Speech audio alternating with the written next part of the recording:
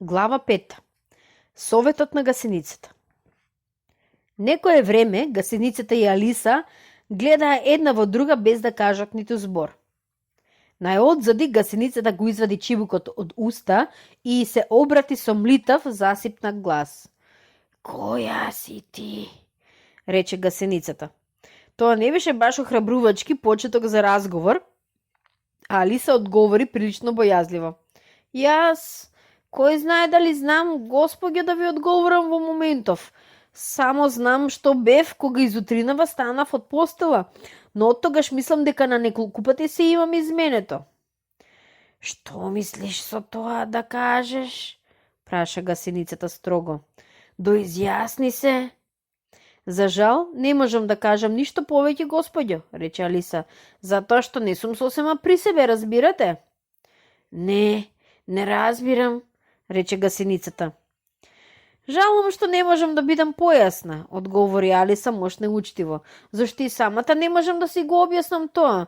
Многу е необјаснимо кога во еден ден ќе проминеш неколку различни големини. Тоа не е вистина, рече гасеницата.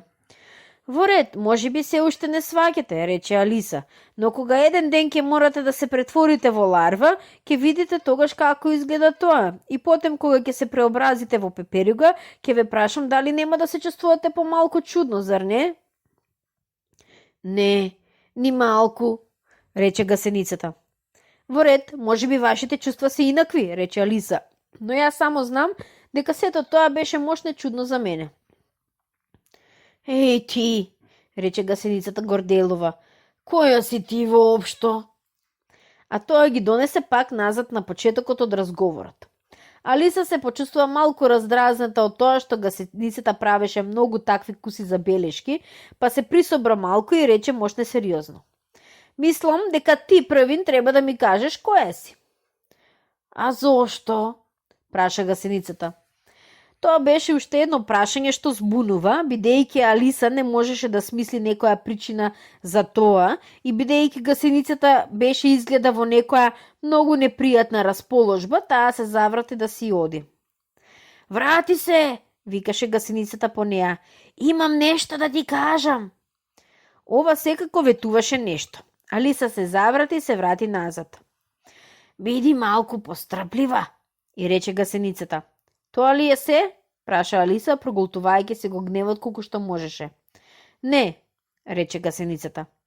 Алиса помисли дека би можела да почека затоа што и онака немаше што друго да прави, а може би таа ќе кажеше и нешто што навистина вреди да се чуе. Неколку секунди таа пафташе од чубикот без да зборува, но на крајот ги одвитка раците што дотекаш и лежеа прекрстени, го извади чибукот од уста и рече. Та така? Ти мислиш дека си се изменила, нели? Жалам, но тоа е точно, Господјо, рече Алиса. Некои работи не ги паметам како некогаш и не можам да си го задржам истиот трас ни за 10 минути. Кои работи не ги паметиш? Ја праша гасеницата. Па, почнав да ја кажувам, еве ја малата пчела, но на крајот излезе нешто сосема друго, одговори Алиса со многу натежен глас. Повторува, ти си стар, татко Вилјам, и рече гасеницата. Алиса со многу натежен глас. Ти си стар, татко Вилјам, рече момчето младо. И косата ти станала целата бела. Па сепак, пред прагот се тркалаш преку глава, зар на старост да правиш такви дела. Во младоста, му рече таткото на синот свој, се плашев да не изгубам разум, но сега главата ми е сосем празна, па така нема од што да се пазам. Стар си веќе, момчето рече, како што веќе кажав, и толку си дебел што за тебе нема колан. Па сепак пред трагот се тркалаш преку глава. Кажи, зошто го правиш тоа, те молам? Во младоста, старецот рече мудро, се мачкав по целата снага со маста од оваа кутија чудна. Сакаш ли малку од неа да ти дадам? Стар си веќе, момчето рече, и имаш сал толку заби, колку да можеш да гризеш лој. Па сепак голташ гуска цела со закоски и клун. Кажи, колкав ли е мевот твој? Во младоста таткото рече, како по закон се карав за се што со мојата жена. и силата во вилиците што ја добив од тогаш до ден денешен воопшто не ми свена. Стара си веќе, момчето рече, и кој знае дал окото уште те служи, па сепак со јагула на носот жонглираш, зар на тебе таков глас да кружи. Ти одговорив на прашања 3 и тоа е доста. Не прави се толку важен, старецот вели. Зар цел ден да те слушам кај зборуваш едно и исто, губи се да не ти удрам шлаканици врели. Тоа не е точно така, рече гасеницата. Не е баш сосема точно, знам, рече Алиса плашливо. Некои зборови си го измениле местото. Лошо е од почеток до крај, и рече решително гасеницата и потем за некое време настапи тишина. Прва се јави гасеницата. Колку голема сакаш да бидеш? Праша таа. О, тоа не ми е толку важно, побрза да одговори Алиса. Само знаете, човек не сака да се менува толку често. Ништо не знам, рече гасеницата. Алиса не рече ништо, никогаш во свиот свој живот не беше сретнала некого што ќе ја противречи толку многу и затоа веќе почна да губи трпение. Задоволна ли си сега? Ја праша гасеницата. Па би сакала да сум нешто поголема, господјо, ако немате ништо против, рече Алиса. Бедно е да бидеш висока само 3 палци. Тоа е многу добра висина, да знаеш, рече налутено гасеницата и притоа се исправи колку што можеше. Таа беше висока точно 3 палци. Но јас не сум свикната на неа, се молеше со жаливо Алиса и во себе си помисли. Би сакала кога овие суштества не би се навредувале толку лесно. Со време ќе се свикнеш и на тоа, и рече гасеницата и ставајќи го чубукот во уста, почна одново да пуши. А пак Алиса стрпливо ја чекаше одново да прозбори. По 1 или 2 минути гасеницата го извади чибукот од уста, зевна неколку пати и се оптегна. Потем слезе од печурката, излаза во тревата и при тоа само забележа. Едната страна ќе те прави повисока, а другата ќе те направи пониска. Едната страна од што и каква друга страна, си помисли Алиса во себе. Од печурката, и рече гасеницата, токму како Божемалиса да беше си ја кажала гласно својата мисла.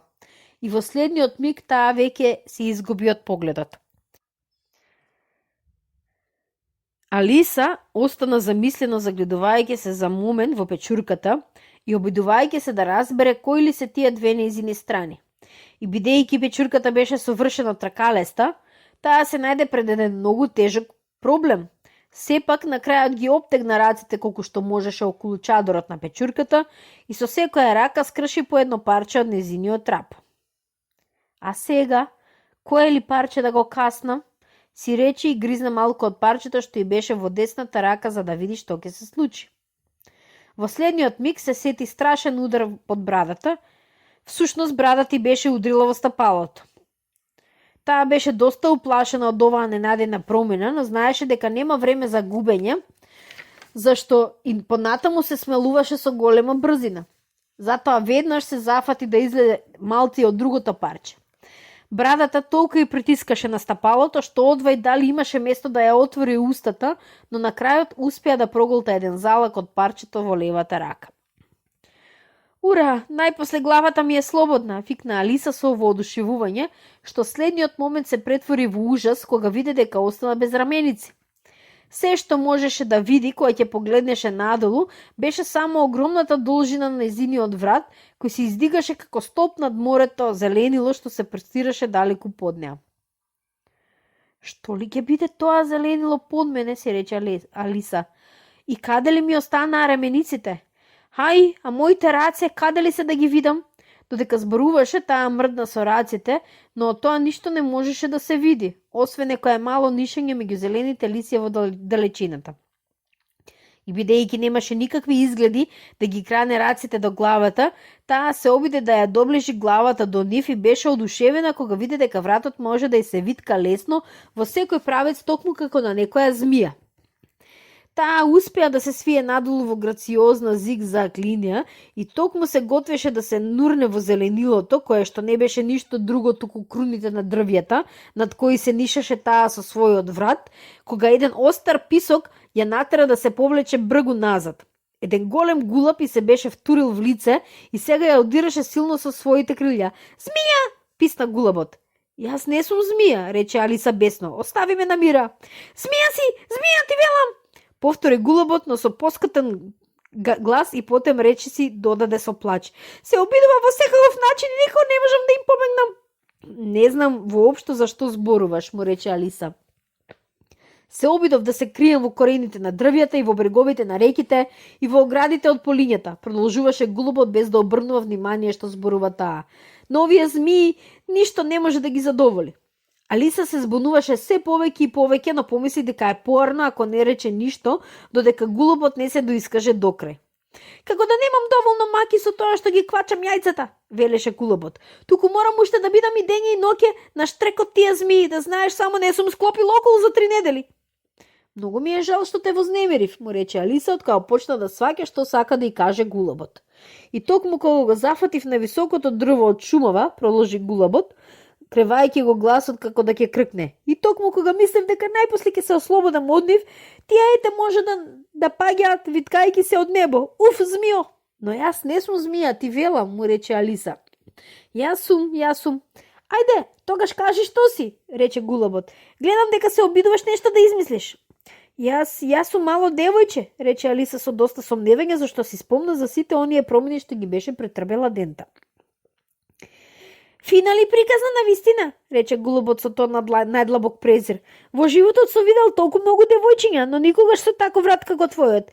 Не, ти си змија и нема полно ако тврдиш дека не си. Можам да си замислам уште ки ми речеш дека никош не си јала јајца. Сигурно дека сум јала, рече Алиса, зашто беше многу искрено дете. Но да знаеш, малите деца јадат исто толку јајца колку и змиите. Не верувам во тоа, рече гулабот, но и да јадат, знаеш ли тогаш прилегаат на змии, би те прашал. И Алиса толку се замисли над оваа нова мисла, што сосема замолча за неколку минути, а тоа му беше на гулабот згодна можност да продолжи. Знам можне добро дека и ти бараш јајци и што ми е важно, тогаш дали си девојче или змија? Но тоа е многу важно за мене, побрза да рече Алиса. Само што јас не берам јајца сега како другите. Па и да барав, не би ги сакала твоите јајца, не сакам да пијам живи јајца. Ајде тогаш, оди си, и рече мразоволно гулабот, откако си легна пак во гнездото. И Алиса се наведна колку што можеше по дрвјата, но вратот ѝ се замрасуваше околу гранките, така што секој пат мораше да застане и да го одмота. По извесно време се сети дека во рацете уште ги држи парчињата од перчурката, па веднаш се зафати со работа, грицкајќи мошне внимателно првито од едното парче, па потем од другото, и така растејќи понекогаш повисока, а понекогаш смолувајќи се додека не успеа да се смали до својата обична висина. Бидејќи одамна не беше се нашла ни приближно до својот вистински раст, таа сега се почувствува мошне необично. Но за неколку минути пак се свикна и како обично почна да се изборува самата на себе. Ете, сега најпосле сум готова со првата половина од планот, колку ли ме збунува сите тие промени. Никогаш да не бидеш сигурна ни за секунда колку ќе пораснеш или пак ќе се смалиш. Па сепак, сега се вратив на мојот висински раст. Следното нешто е да се влезе во онаа прекрасна градина. Се прашувам, како ли да го изведам тоа? Откако го рече ова, таа се најде пред една чистинка со една мала куќерка одвој повисока од метар. Кој да живее овде, си помисли Алиса, најарно е да не ме види во оваа висина, зашто лесно може да се случи да го изведам од памет и од страв. И така таа пак почна да грицка од парчето во десната рака и не се осмели да ѝ се приближи на куќата, се додека не се смали да биде висока само 9 палци.